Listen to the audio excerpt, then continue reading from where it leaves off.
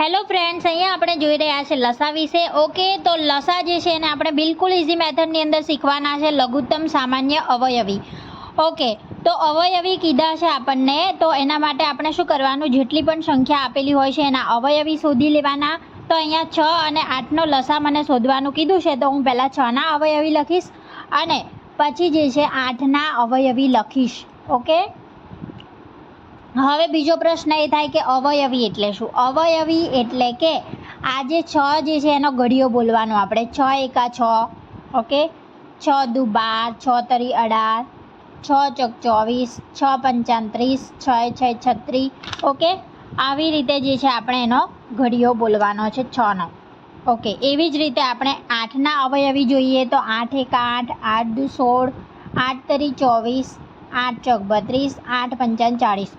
Okay, અહીંયા આપણે 6 અને 8ના અવયવી લીધેલા છે. અવયવી એટલે કે એનો ઘડિયો બોલવાનો. ઓકે, હવે આ બંનેની અંદર કોમન શું દેખાઈ રહ્યું છે, તો 6 નથી, 12 પણ નથી, 18 પણ નથી. ઓકે, 24 ઉપર જઈએ. 24 જે છે બંનેની અંદર કોમન દેખાઈ રહ્યું છે. તો આ જે 24 જે છે એને જ કહેવાય છે આ બે સંખ્યાઓનો લસા. અહીં 6 અને 8નો લસા એટલે કે LCM શું થશે, 24. ઓકે, તો મળી ગયો 6 અને 8નો લસા. એવી જ રીતે કોઈ પણ સંખ્યાઓ આપેલી હોય તો આપણે આ મેથડથી જે છે લસા શોધી શકીએ છીએ. ઓકે, હવે બીજી એક વસ્તુ છે ગુસા. ગુસા એટલે શું, તો એને આપણે કહીએ છીએ ગુરુત્તમ સામાન્ય અવયવ.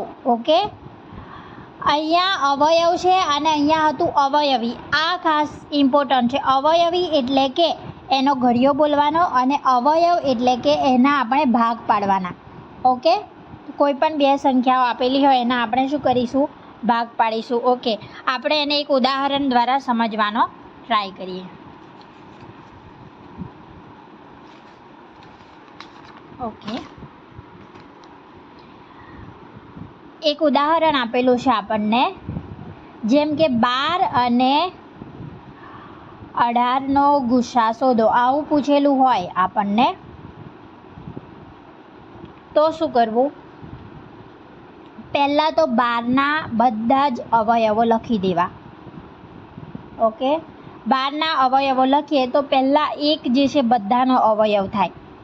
ઓકે, ત્યારબાદ 2ના ઘડિયામાં 12 આવે છે, યસ. 3ના ઘડિયામાં પણ આવે છે, 4ના ઘડિયામાં પણ આવે છે, 6ના ઘડિયામાં આવે છે અને 12ના ઘડિયામાં આવે છે. ઓકે, અવયવો આ રીતે પાડી શકાય છે.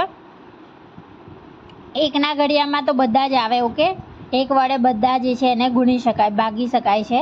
તો 1, પછી 2 સંગ 12 પણ આવે છે, 3 ચોક 12, 4 અને 6 દુ 12 અને 12 પોતે પોતાનો અવયવ જે છે એ 12 છે. ઓકે, તેવી જ રીતે 18ના અવયવો લખીએ તો 1 આવશે, પછી 2ના ઘડિયામાં પણ આવશે, 3ના ઘડિયામાં પણ આવશે, 6 તરી 18. ઓકે, ત્યારબાદ 6 તરી 18 અને પછી જે છે છેલ્લે આવી જશે 18. ઓકે, અને 9 પણ આવશે, 9 દુ 18. ઓકે, તો આ છે 18ના અવયવો. ઓકે, આ બંનેની અંદરથી અવયવો પાડીને અને 12 અને 18ના જે સામાન્ય અવયવો જે છે એ આપણે લખીશું. સામાન્ય અવયવો છે 1 2 3. ઓકે, 1 2 3 આ જે છે સામાન્ય અવયવો છે અને 6 પણ દેખાઈ રહ્યો છે. ઓકે, તો 12 ને 18ના જે છે સામાન્ય અવયવો જે છે તે છે આપણા 1 2 3 અને 6.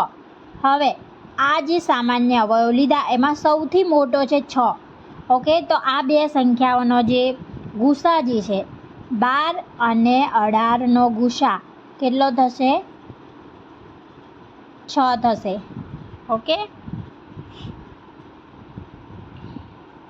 તો આ જે મેથડ છે એનાથી આપણે કોઈ પણ સંખ્યાના લસા અને ગુસા જે છે એ શોધી શકીએ છીએ.